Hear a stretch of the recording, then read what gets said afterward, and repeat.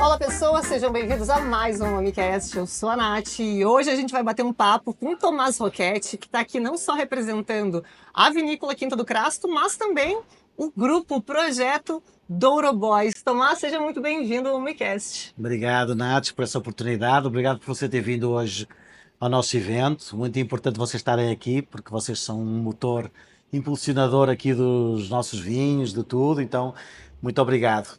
Bom, quando a gente ouve falar do termo Douro Boys, me veio na cabeça o que eu tinha ouvido antes, que era Barolo Boys, uma história lá de trás do pessoal do Piemonte, que tinha aquele problema com os vinhos, né? Vinhos que eram difíceis de vender, precisavam de muito tempo de envelhecimento, enquanto os vizinhos, a França, estavam ali vendendo, fazendo dinheiro, eles se uniram e o objetivo era: vamos transformar esse vinho num vinho que seja mais fácil de comercializar, vamos ganhar mais dinheiro.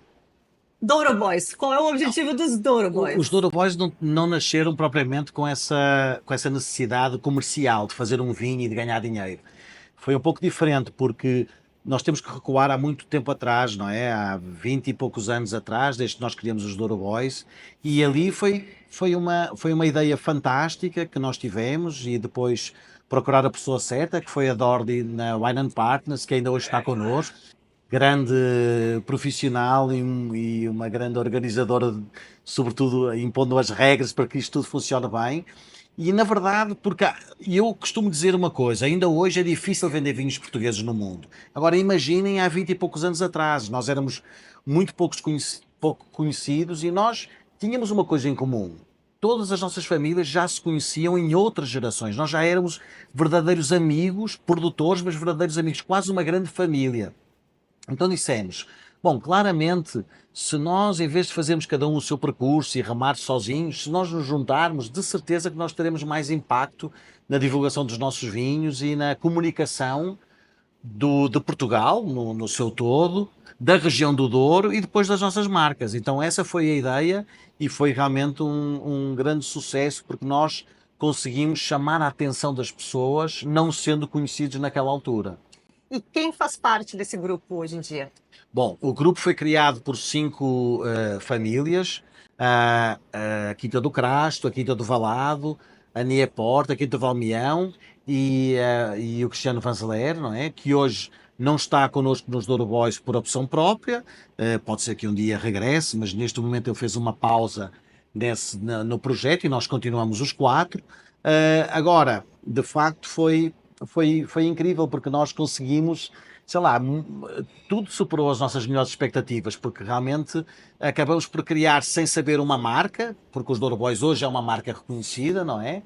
E o que é curioso é que foi feito com um propósito há muitos anos atrás, mas a verdade é que quase depois da missão cumprida nós continuamos juntos e continuamos Pela bagunça mesmo. continuamos porque nós achamos, bom, mas isto sempre deu certo, porque é que nós não havemos de continuar a estar a continuar o conceito do Euroboys e continuar também de vez em quando juntos a irmos promover os nossos vinhos e a nossa região, que é única, que é o Douro, por esse mundo fora. E esse foi o exemplo aqui do Brasil. E o Brasil nós estávamos a dever a nossa vinda aqui já há muito tempo, porque a última vez que nós estivemos aqui há mais de 10 anos e todo mundo estava cobrando aqui, mas quando é que os Douro Boys voltam ao Brasil?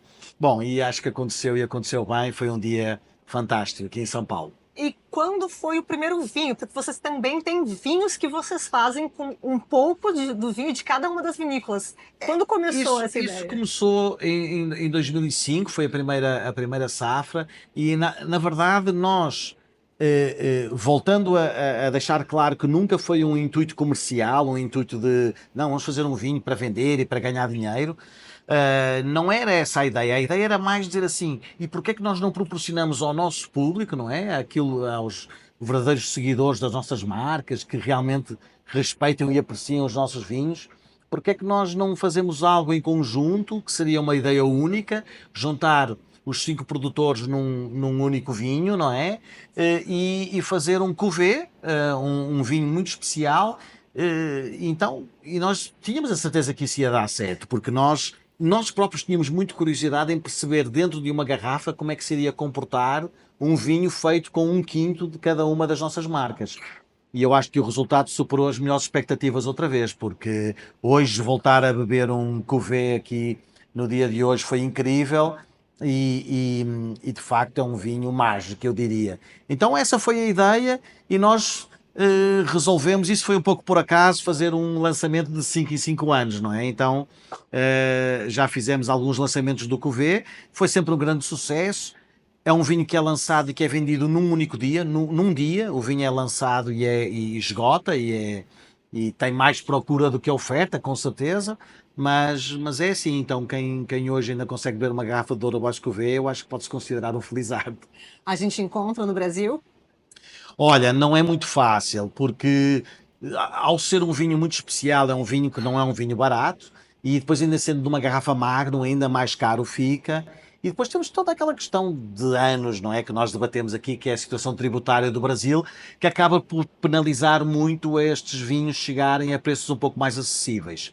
Mas a verdade é uma, e quando nós falamos do enoturismo, e nós todos os Douro Boys fazem de certa forma um enoturismo, recebemos as visitas de várias partes do mundo, o consumidor brasileiro é uma presença muito importante e muito assídua.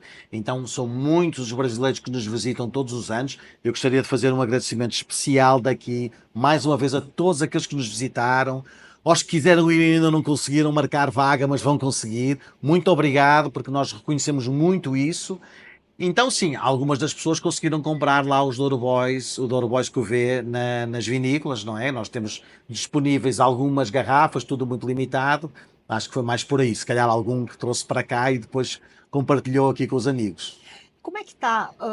O Douro foi conhecido primeiro, né, no Brasil, pela produção das uvas que dão origem ao vinho do Porto. Isso. E em segundo lugar foi chegando os vinhos tranquilos, né? E hoje eu vejo que os vinhos tranquilos do Douro já têm um certo renome. As pessoas já sabem exatamente que é um vinho de qualidade. Ele já tem também uma certa diferenciação do restante de Portugal, porque é uma região que está investindo bastante também em varietais, que não é muito normal a gente ver em Portugal e em Isso. outras regiões. E como é que está, depois desse começo, né, da criação desse projeto, Claro. desse grupo? Vocês notaram um crescimento na procura também de vinhos tranquilos? Nós não podemos falar disso sem claramente referenciar o vinho do Porto. Porque o vinho do Porto é onde tudo começa, não é? A região nasceu, é a primeira, é a região demarcada e regulamentada mais antiga do mundo, património da Unesco. A maior região de viticultura de montanha do mundo também, portanto, muitas características únicas na região do Douro. Mas o vinho do Porto tem uma importância enorme. E foi o vinho do Porto que acabou por tornar a região conhecida.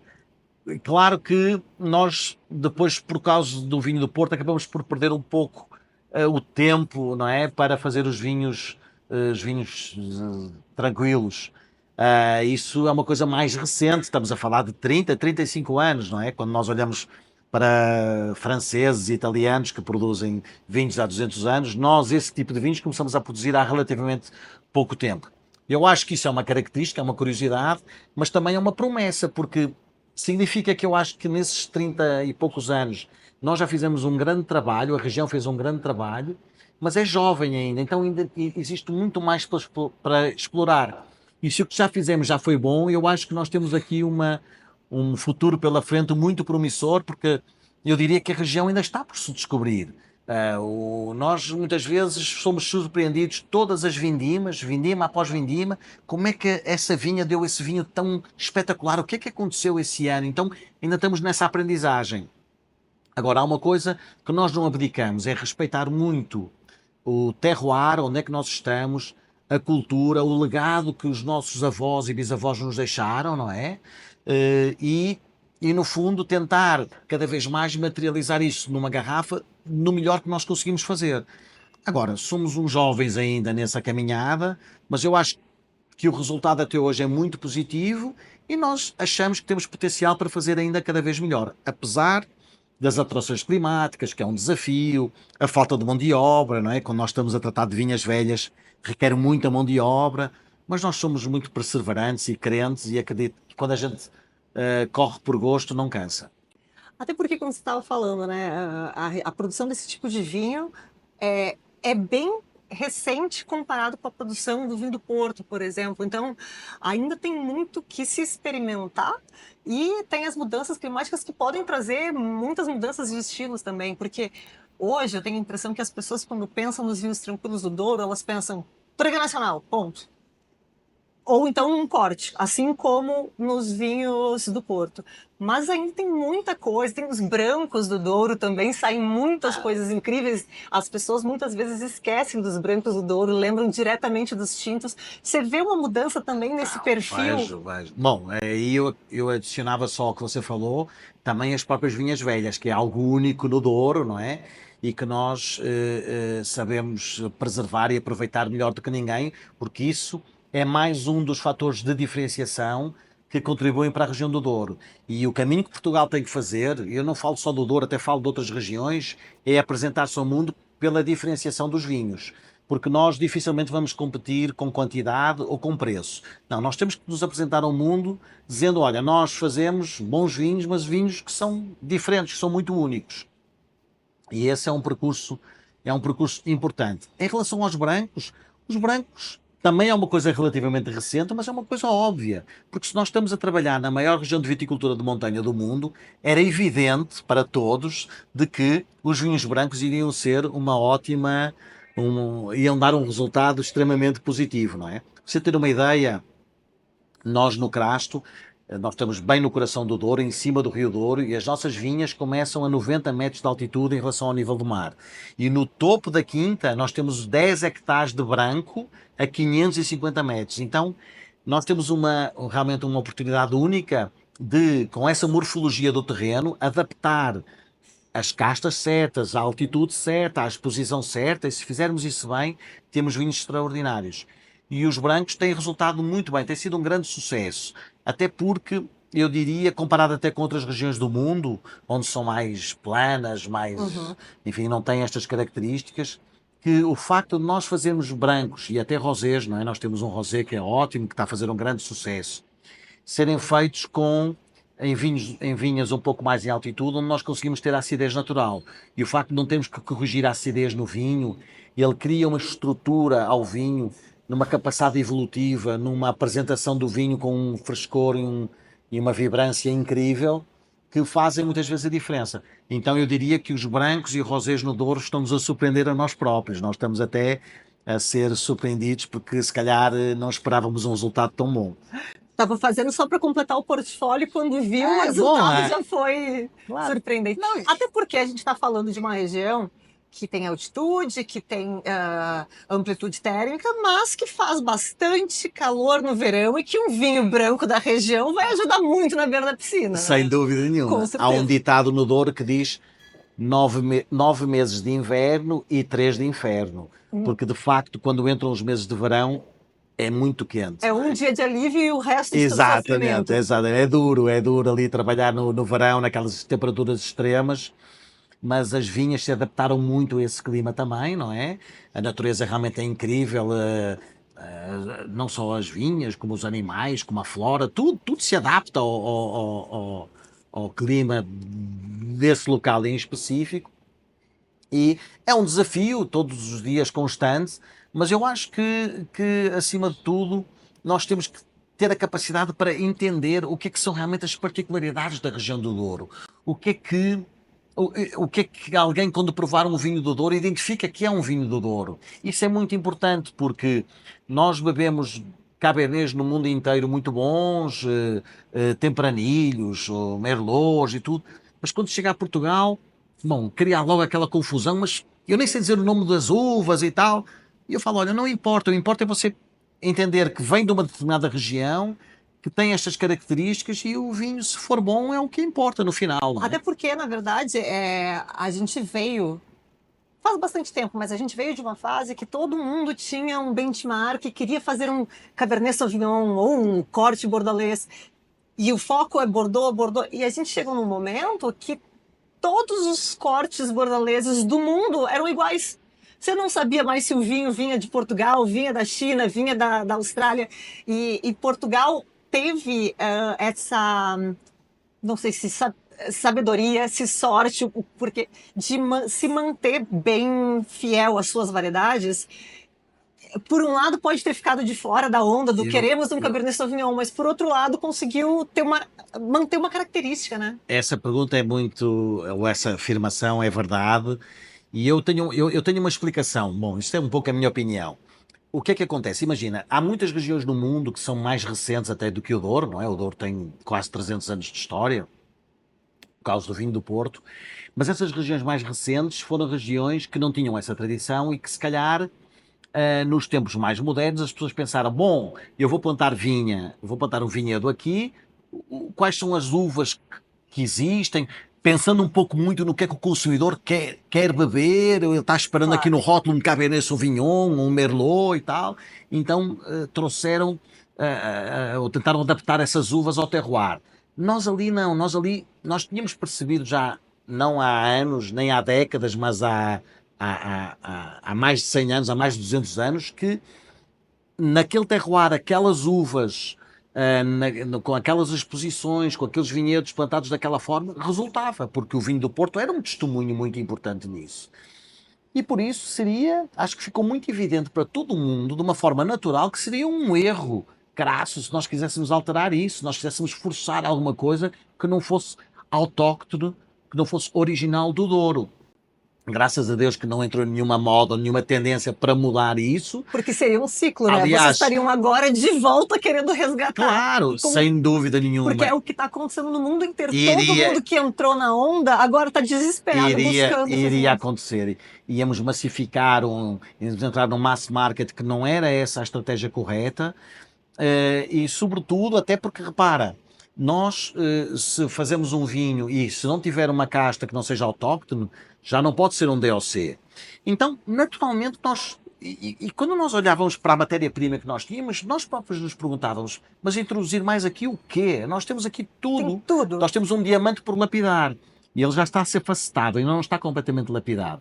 Está a ser facetado, mas estamos no caminho certo. Então eu acho que eu quase que diria que isso é uma bênção, graças a Deus que nós chegamos e tínhamos toda a matéria-prima de qualidade ali para fazer as coisas certas, e acho que os Douro Boys é um exemplo de empresas que respeitam à, à raiz esse conceito e que depois conseguem traduzir em garrafas essa expressão do que é respeitar o terroir, com certeza que com, aí sim, algumas diferenças na técnica de elaboração, o enólogo, o seu estilo, com certeza, mas nunca perdendo esta ligação, esta personalidade que são os vinhos do Douro. Uma questão que eu gostaria de saber, vocês já fizeram algum comparativo? Por exemplo, nos últimos anos a gente veio acompanhando alguns estudos e vendo que, no geral, o consumo de vinhos licorosos, de forma geral, mas vinho do Porto, andava diminuindo. Vocês já chegaram a fazer um comparativo entre as vinícolas que fazem parte do Douro Boys e o número geral, para ver se essa iniciativa está ajudando a subir, pelo menos para as marcas de vocês? É uma boa pergunta. Eu acho que nós não fizemos esse comparativo. Se calhar já fizemos, mas eu não tenho assim muito presente na minha cabeça, até porque nós sabemos muito bem o caminho que queremos seguir. Sim. E não nos preocupamos muito em comparar, em perceber, acima de tudo assumir que queremos uma trajetória. Mas eu diria que garantidamente, quando nós olhamos para o número, quer em área de vinha, juntando os Douro Boys no início e o que é que temos hoje, o número de pessoas que empregávamos, o número de pessoas que empregamos hoje, o número de garrafas que produzíamos e o número de garrafas que produzimos hoje, que acho que são 4 milhões hoje em dia, todos juntos, das vinícolas, e mesmo o nível de faturação, tudo isso, realmente foi uma evolução que eu arriscaria a dizer, não sei, mas que se calhar não muitos o fizeram. Mas isso é um mérito que eu não nego. Eu acho que nós devemos ficar satisfeitos com isso, porque é sinal que estamos a fazer alguma coisa certa. Mas eu acho que nós chegamos a um momento em que nenhum dos Douro Boys pensa em aumentar muito mais a sua quantidade de vinhos. Eu acho que claramente nós queremos ainda subir mais na qualidade. Nós temos margem para tornar os nossos vinhos ainda mais premium e mais apreciados e mais valorizados pelos consumidores mundiais, porque felizmente aqui no Brasil o nosso reconhecimento é muito grande, porque E isso é uma bênção. O brasileiro gosta de beber vinhos portugueses, se identifica muito com a nossa cultura e é recíproco. Os portugueses adoram o Brasil, não é? Todos os meus amigos adoram vir passar férias ao Brasil, adoram a gastronomia do Brasil, a cultura do Brasil. Então criou-se aqui um match perfeito, não é? Agora, há outros mercados no mundo em que as coisas são um pouco mais difíceis, mas não fugindo às nossas raízes, não fugindo àquilo que é o nosso acreditar nas características do Douro, de Portugal, do potencial que existe, a gente faz o caminho, caminhando. E hoje, claramente, Portugal e sobretudo o Douro está no mapa de uma forma diferente do que estava há uns anos atrás. Isso não há dúvida nenhuma, não é? Até porque eu vi recentemente, eu não tenho certeza se o Douro é a primeira ou segunda região, eu não lembro se era Alentejo ou Douro, que recebe o maior número de visitantes para enoturismo por ano. E eu sempre fui muito advogado do enoturismo, porque acompanhando amigos que não são do mundo do vinho e vendo como é que eles reagem quando eles visitam uma vinícola, aquela vinícola pode ser a pior Olha, da região, mas se torna o vinho favorito, porque o contato direto, para quem nunca foi visitar uma vinícola, falar com o produtor, ver aquilo se torna especial. E eu sei que muita gente passa a consumir uma marca depois de fazer essa visita, passa a consumir uma região depois de fazer você essa visita. você está tocando num tema que eu gosto muito de falar. Você fez uma descrição perfeita. Tudo aquilo que você falou não acha, é verdade. Mas só para dar aqui uns números. Portugal é um país pequeno, somos 10 milhões de habitantes e um dos principais, se não o principal pilar da economia portuguesa é o turismo. E o enoturismo também com muita importância. Para você ter uma ideia, nós somos 10 milhões e o ano passado passaram 35 milhões de turistas por Portugal. Uau! 35 milhões para um país de 10 milhões de habitantes. 80 milhões de dormidas. E o que é que acontece? Nós, estando numa região que eu acho que é uma região que não deixa ninguém indiferente. Alguém que visita o Douro não pode ficar indiferente com aquela Não, não região. tem como. Isso já Se na você sua. vai por cima, você vê o rio lá embaixo. Se Pronto. você vai por Não água, é? você vê a montanha. Não tem Exatamente. como achar. Então é assim, e isso é uma dádiva de Deus. Aquilo, nós não transformamos nada, nós esculpimos um pouco a paisagem, não é? Colocar Com uma os piscininha socalcos, ali. também, pronto, essa também para riscar um pouquinho ali nos dias de calor. Não, mas todos os terraços antigos de pedra, isso é um homem que fez esculpiu um pouco a paisagem, mas aquilo foi uma bênção que Deus nos deu. Agora, há uma coisa que eu digo sempre. Isto tem sido muito importante e eu acho que ainda vai ser muito mais. Mas quando eu digo muito mais, vai fazer a diferença no futuro, que é esta caminhada até que os Douro Boys fizeram no início, de juntos irmos aos Estados Unidos, a Nova Iorque, viemos ao Brasil aqui há muitos anos atrás, Inglaterra, Alemanha, Canadá, o Oriente e tal, a gente ia e tal, apresentar os vinhos, internacionalizar as nossas marcas por aí. Mas agora, repare, nós percebemos uma coisa clara. A melhor maneira de internacionalizar a nossa marca é lá no Douro, não é? No nosso caso, na Quinta do Crasto, estar preparado para receber as pessoas que nos querem visitar de graça. Não, de graça, ou seja, a vontade deles nos quererem visitar, essa é de graça. Claro que eles depois vão pagar pela sua visitação, claro. Mas então isso é incrível. E nós dissemos, bom, se nós, nos cerca de 10 mil visitantes que nós temos no Crasto, se nós conseguirmos que metade deles se tornem embaixadores da nossa marca porque tiveram uma experiência positiva, quer dizer, É um medir o, e é um medir o, embaixador medir gratuito. o Recon Return, o Recon Investment disto, não é? Roy. O ROI disto. Eu nem sei fazer essa conta, mas é incrível. A quantidade de gente que eu encontro pelo mundo inteiro que diz eu já estive na sua vinícola, olha, eu adorei, eu isto. É assim, Nath, as pessoas voltam e depois, se estiverem lá, de certeza que entraram num supermercado ou numa loja e virem uma garrafa do nosso vinho, eles vão lembrar, oh, vou levar esse vinho, eu já estive lá, vão levar para os amigos falar, olha, eu estive nessa vinícola, olha esse vinho maravilhoso, top. Então, isso é um veículo de promoção absolutamente incrível.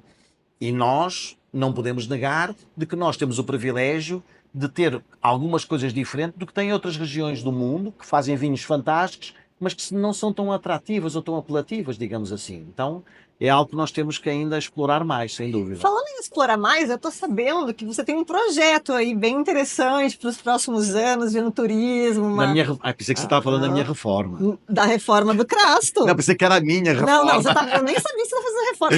Eu não faço reforma. Reforma é pedir para se divorciar. É isso, não, pronto, também já tive isso no passado. Não, é verdade. Porquê? Porque nós, com esta quantidade de gente que nos visita, nós percebemos que temos que ter o maior cuidado em não falhar e em ter a certeza que essa experiência se torna única para quem nos visita.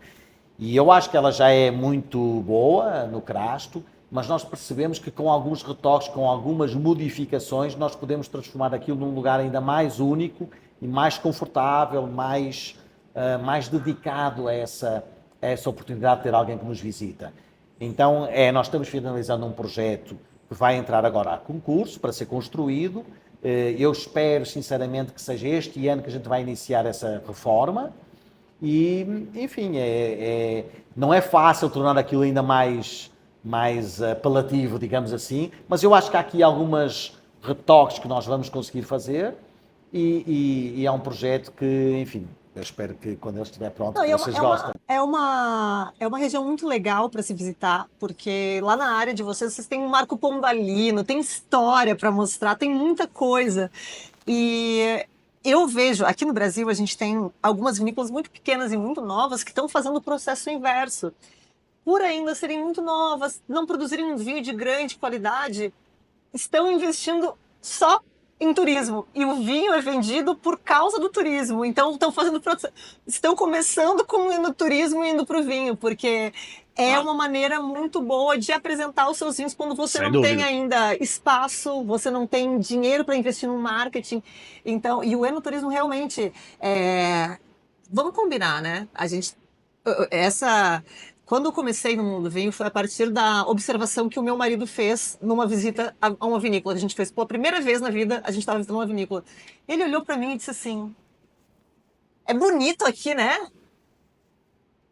Tem vinho, aprendi hoje sobre história, geografia. É um assunto bom. De fato, a gente nunca vai achar um lugar muito feio onde se produz vinho. Onde tem videira, é bonito. Então, você está tomando um vinho, uma vida boa, com uma vista bonita. É impossível que você vá ter memórias ruins daquilo, e impossível que você não vá querer convencer o seu amigo a fazer essa mesma visita. Você vai ter... É o melhor marketing, porque é o marketing gratuito e com mais efusividade, porque as pessoas se apaixonam tanto que elas querem te convencer a fazer o mesmo. Essa é a velha pergunta, o que é que nasceu primeiro, a galinha ou o ovo, não é? Então, mas o nosso percurso claramente começou por nós Claro. termos sucesso com os vinhos, eu acho que foi isso, porque, veja bem, o que é que aconteceu? Há um momento na história do enoturismo do Douro que eu acho que é marcante, que é quando eles constroem, há mais de 10 anos, há 15 anos, já nem sei, ou há 20, não sei, o tempo passa tão rápido, o novo aeroporto do Porto. E isso muda radicalmente a cidade do Porto, porque começam os low-cost flights a virem de toda a Europa. É muito fácil. Você, de qualquer lugar da Europa, você por 60, 70, 80 euros, você compra um ingresso de avião, não é? Um voo ida e volta. E tal. Rapidinho. E aí todo mundo no Porto. E o Douro é uma estação natural do Porto. Claro que começou a haver uma pressão para o Douro. As pessoas queriam também visitar a região do Douro.